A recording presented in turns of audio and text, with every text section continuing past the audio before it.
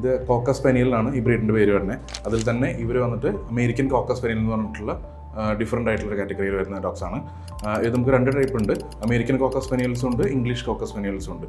ഒരു UK നിന്നാണ് based ആയിട്ടുള്ള UK നിന്നാണ് ഒറിജിൻ വരുന്നത്. പിന്നെ അമേരിക്കയിലേക്ക് നമുക്ക് കൊണ്ടുവന്നിട്ട് അവിടെ ബ്രീഡ് സ്റ്റൈൽസ് വെച്ചിട്ട് ബ്രീഡ് ചെയ്തിട്ടാണ് ഈ അമേരിക്കൻ കോക്കസ് സ്പാനിയൽസിനെ ഡെവലപ്പ് ചെയ്തിട്ടുള്ളത്. ഇതിൽ നമുക്ക് അമേരിക്കൻ കോക്കസ് സ്പാനിയൽസും ഇംഗ്ലീഷ് കോക്കസ് സ്പാനിയൽസും തമ്മിൽ ഡിഫറൻസ് ഉണ്ട്. ഇംഗ്ലീഷ് കോക്കസ് സ്പാനിയൽസ് കുറച്ചും കൂടി ഹെവിയറും കുറച്ചും കൂടി വലുതുമായിരിക്കും. അമേരിക്കൻ കോക്കസ് സ്പാനിയൽസ് വരുമ്പോൾ കുറച്ചും കൂടി ഷോർട്ടായിരിക്കും, കുറച്ചും കൂടി കോമ്പാക്ട് സൈസിൽ വരുന്ന ബ്രീഡ്സാണ് അമേരിക്കൻ വന്നത്. ഇതൊരു 1946 കാലഘട്ടത്തിലാണ് അമേരിക്കയിൽ രജിസ്റ്റർ ചെയ്തിട്ട് അമേരിക്കൻ കോക്കസ് സ്പാനിയൽ എന്നുള്ള ബ്രീഡായിട്ട് തന്നെ ഡെവലപ്പ് ചെയ്ത് ബ്രീഡ് ചെയ്ത് കൊണ്ടുവരുന്നത്.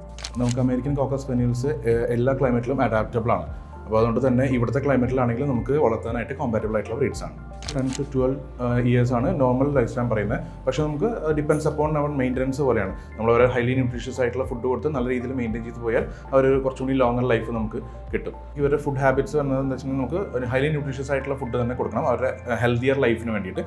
പിന്നെ നമുക്കൊരു അഡൾട്ട് ആയി കഴിഞ്ഞാൽ ഒരു 1 year അബോവ് ഒക്കെ ആണെങ്കിൽ നമുക്കൊരു 2 times ഫീഡിങ് മതി ഇവർക്ക്. അപ്പോൾ ഈ സ്റ്റേജിലാകുമ്പോൾ നമുക്കൊരു 3 to 4 times വേണം.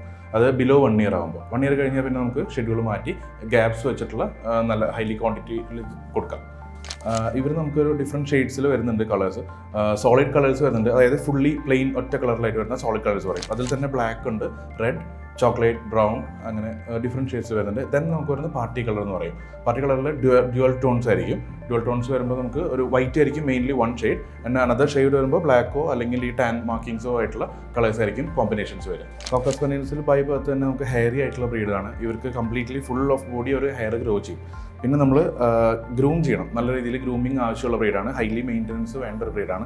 അപ്പോൾ ഇതെന്ന് പറഞ്ഞാൽ ഇവരെ നമ്മൾ ചെയ്തിട്ടുള്ളത് ഒരു ഷോ ഗ്രൂമിംഗ് ആണ് ചെയ്തിട്ടുള്ളത്. അപ്പോൾ നമുക്കിവിടെ ഷോസ് വരും, നമ്മൾ ഷോസിൽ അറ്റൻഡ് ചെയ്യാനായിട്ട് അല്ലെങ്കിൽ പാർട്ടിസിപ്പേറ്റ് ചെയ്യാനായിട്ട് വേണ്ട ഒരു സ്റ്റൈലുണ്ട്, ഒരു ബ്രീഡ് സ്റ്റാൻഡേർഡ് അനുസരിച്ചുള്ള ഗ്രൂമിങ്. ആ ഷേപ്പിലാണ് നമ്മൾ ഇവരെ ഗ്രൂം ചെയ്തിട്ടുള്ളത്. എല്ലായിടത്തും ഹെയർ വരും. ഇപ്പോൾ ഫേസിലാണെങ്കിലും ഇവരെ ഇയേഴ്സിലാണെങ്കിലും ലോങ് ഇയേഴ്സാണ് വരുന്നത്. അപ്പോൾ ഫേസിലാണെങ്കിലും ഒക്കെ നമുക്ക് ഹെയർസ് വരും. ഈ ഹെയർസ് എല്ലാം നമ്മൾ പ്രോപ്പർലി മെയിൻറ്റെയിൻ ചെയ്തില്ലെങ്കിൽ അവിടെ ഈ ഫുഡിൻ്റെ വേസ്റ്റോ അങ്ങനെ എന്തെങ്കിലുമൊക്കെ കഴിക്കുമ്പോൾ വരുന്നതും, അല്ലെങ്കിൽ മാറ്റ്സ് വരും, ഈ ജട പിടിക്കുക, അങ്ങനെയൊക്കെ വരുമ്പോൾ നമ്മൾ ഡെയിലി ഇവർക്ക് ബ്രഷിങ് ആവശ്യമാണ്, കോമ്പിങ് ആവശ്യമാണ്. ഈ കോമ്പ് ചെയ്യുമ്പോൾ ഇവരുടെ ഹെയർസ് എല്ലാം സ്ട്രൈറ്റ് ആയിട്ട് കിടക്കും. അപ്പോൾ നമുക്ക് വേറെ ഇഷ്യൂസ് ഒന്നും ഇല്ലാതെ തന്നെ അവർക്ക് ഹെൽത്തി ആയിട്ടൊരു ലൈഫ് ക്രിയേറ്റ് ചെയ്യാനായിട്ട് പറ്റും, മെയിൻറ്റെയിൻ ചെയ്യാനും എളുപ്പമായിരിക്കും. ഗ്രൂമിങ് എപ്പോഴും നമുക്ക് അത്യാവശ്യമാണ്. ഗ്രൂമിങ് നമുക്ക് ഒരു മന്ത്ലി നമുക്ക് എന്തായാലും ഒരു ഗ്രൂമിങ് സെൻറ്ററിലോ എവിടെയെങ്കിലും കൊണ്ടുപോയി അറിയാവുന്ന ഒരു ഗ്രൂമിങ് പാർലറിൽ കൊണ്ടുപോയിട്ട് നമുക്ക് പ്രോപ്പർലി ഗ്രൂമിങ് കൊടുക്കണം. ഒരു 10 daysലൊക്കെ വൺസ് നമുക്ക് കുളിപ്പിച്ചാലും മതി. പക്ഷെ നമുക്ക് ഇവർക്ക് സ്യൂട്ടബിൾ ആയിട്ടുള്ള ഒരു ഷാമ്പൂ യൂസ് ചെയ്ത് അല്ലെങ്കിൽ കണ്ടീഷണേഴ്സ് യൂസ് ചെയ്തിട്ട് വേണം ചെയ്യാനായിട്ട്. പിന്നെ അതുപോലെ തന്നെ നമുക്കൊരു ഡ്രൈ ചെയ്യണം. കാരണം കുളിപ്പിച്ച് കഴിഞ്ഞാൽ നനവ് തട്ടിക്കഴിഞ്ഞിട്ടുണ്ടെങ്കിൽ അത് അപ്പം തന്നെ ഡ്രൈ ആയി പോയില്ലെങ്കിലും ഇതേപോലെ തന്നെ ജട പിടിക്കാനോ മാറ്റ്സ് വരാനുള്ള ചാൻസ് ഉണ്ട്. നോർമലി അവർക്കൊരു ഡിസീസ് എന്ന് പറയുന്നത് ബ്രീഡ് വൈസ് ഡിസീസ് ആയിട്ടൊന്നുമില്ല. ഇവർ ശ്രദ്ധിക്കേണ്ട പോർഷൻസ് ഇവരുടെ ഇയേഴ്സ് ആണ്. ഇയേഴ്സ് ക്ലീൻ ആയിട്ട് വെക്കാനായിട്ട് എപ്പോഴും ശ്രദ്ധിക്കുക. അതുപോലെ തന്നെ ഐസ് ആണ്. ഐസിൻ്റെ പോർഷനും ഹെയറി ആയിട്ടുള്ള കാരണം കൊണ്ട് തന്നെ ഹെയർ അധികം ഉള്ളതുകൊണ്ട് നമുക്കത് അറിയും, ചിലപ്പോൾ ശ്രദ്ധയിൽ പെടില്ല. അപ്പോൾ അതുകൊണ്ട് തന്നെ നമുക്ക് ഈ ഒരു പോർഷൻസ് എല്ലാം കറക്റ്റ്ലി പ്രോപ്പറായിട്ട് മെയിൻറ്റെയിൻ ചെയ്യുന്നുണ്ടെന്ന് നമ്മൾ ഉറപ്പ് വരുത്തണം. ഇവരുടെ ബ്രീഡിംഗ് എന്ന് പറഞ്ഞാൽ നമുക്കൊരു മദേഴ്സിനെ ഒരു 1.5 years എബോവ് ആയിട്ടുള്ള ഫീമെയിൽസിനെയാണ് നമ്മൾ ബ്രീഡ് ചെയ്യാനായിട്ട് ചൂസ് ചെയ്യുക. നമ്മളത് കഴിഞ്ഞിട്ടുണ്ടെങ്കിൽ ഇവർ 2 months ആണ് ഇവരുടെ പ്രഗ്നൻസി ടൈം വരിക. നമ്മൾ വൺസ് ഇവരെ മെയ്റ്റ് ചെയ്യിച്ച് കഴിഞ്ഞിട്ടുണ്ടെങ്കിൽ 2 monthsലാണ് നമ്മൾ ഒരു പ്രഗ്നൻ്റായി ഡെലിവറി ആവുക. അത് കഴിഞ്ഞിട്ടുണ്ടെങ്കിൽ നമുക്കൊരു 4 to 5 puppies ഒക്കെ ആവും ആവറേജ് ഉണ്ടാവുക. കോക്കസ് സ്പാനിയൽസ് പൊതുവേ ഭയങ്കര പ്ലേഫുൾ ആയിട്ടുള്ള ബ്രീഡാണ്. അവർ ഒട്ടും ലേസി അല്ല. അവർ നല്ലൊരു സ്പോട്ടി ഡോഗാണ്. അവർ ഹണ്ടിങ്ങിനൊക്കെയാണ് അവർ ബേസിക്കലി മുന്നേ ഉപയോഗിച്ചിരുന്നത്. അപ്പോൾ ഈ ചെറിയ ചെറിയ ബേർഡ്സിനെയൊക്കെ അവർ ഹണ്ട് ചെയ്തിരുന്നു. വുഡ് കോക്ക് എന്ന് പറഞ്ഞിട്ടുള്ളൊരു ബേർഡാണ് അവർക്ക് കോമൺലി യൂസ് ചെയ്തിരുന്നത്. അതുകൊണ്ടാണ് അവർക്ക് കോക്കർ സ്പാനിയൽ എന്നൊരു പേരും കൂടി വന്നത്. ആ ഒരു വുഡ് കോക്ക് എന്നുള്ളൊരു പക്ഷീനെ ഹണ്ട് ചെയ്യുന്നതുകൊണ്ട് കൂടിയാണ് കോക്കർ എന്നുള്ള പേര് വന്നത്. പിന്നെ ഇവർ ഇംഗ്ലണ്ടിലേക്ക് കൊണ്ടുവന്നത് സ്പെയിനിൽ നിന്നാണ്. അപ്പോൾ അങ്ങനെയാണ് സ്പാനിയൽ എന്നുള്ളൊരു പേരും കൂടി വന്നത്. അപ്പോൾ അങ്ങനെയാണ് കോക്കർ സ്പാനിയൽ എന്നുള്ള നെയിം വരുന്നത്. നമ്മൾ ഇന്ത്യയിൽ വളരെ കുറച്ച് പേര് ഈ കോക്കർ സ്പാനിയൽസിന് ചെയ്യുന്നുള്ളൂ. അതിൽ തന്നെ അമേരിക്കൻ കോക്കർ സ്പാനിയൽസിന് ചെയ്യുന്നത് തന്നെ വളരെ ലിമിറ്റഡ് ആയിട്ടുള്ള ആൾക്കാരുള്ളൂ. പ്രൈസ് നമുക്ക് വരുന്നത് ഡിപ്പെൻഡ്സ് അപ്പോൺ ക്വാളിറ്റിയാണ്.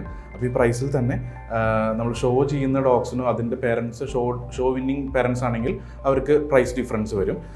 നമുക്കൊരു 60,000 മുതൽ 1 lakh വരെയുള്ള പപ്പീസാണ് ഇപ്പോൾ ഈ നിൽക്കുന്നത്. ഇവരൊക്കെ ഷോ പാർട്ടിസിപ്പേറ്റ് ചെയ്യാനായിട്ട് പറ്റുന്നൊരു ക്വാളിറ്റി ഉള്ള പപ്പീസാണ്. അപ്പോൾ അതിനാകുമ്പോൾ നമുക്കൊരു 60+ വരും. ദെൻ 50 റേഞ്ചിലൊക്കെ നമുക്ക് പപ്പീസിനെ കിട്ടാനുണ്ട്. ഒരു പെറ്റ് ഹോമിലേക്കായിട്ട് വേണമെങ്കിൽ 50 റേഞ്ചിൽ കിട്ടും. നമ്മുടെ ഷോപ്പിൻ്റെ പേര് പെറ്റ് എയർ എന്നാണ്. തൃശ്ശൂർ മണ്ണുത്തിയിലാണ് ലൊക്കേറ്റ് ചെയ്യുന്നത്. ഇവിടെ നമുക്ക് നമുക്ക് സർവീസസ് എന്ന് പറഞ്ഞു കഴിഞ്ഞാൽ ഗ്രൂമിങ് സർവീസാണ് കൊടുക്കുന്നത്. ഡോഗ്സിൻ്റെ എല്ലാവിധ ഗ്രൂമിങ് സർവീസും നമ്മൾ കൊടുക്കുന്നുണ്ട്. അതായത് പെറ്റ് ഹോമിലേക്ക് വേണ്ട ഗ്രൂമിംഗ് ആണെങ്കിലും ഈവൻ ഷോയ്ക്ക് വേണ്ടിയിട്ടുള്ള ഗ്രൂമിംഗ് ആണെങ്കിലും ഷോയ്ക്ക് നമുക്ക് ഡോഗ്സിൻ്റെ സ്റ്റാൻഡേർഡ് അനുസരിച്ചാണ് ഗ്രൂമിംഗ് വരുന്നത്. അപ്പോൾ ആ ഗ്രൂമിംഗ് ആണെങ്കിലും നമ്മളിവിടെ പ്രൊവൈഡ് ചെയ്യുന്നുണ്ട്.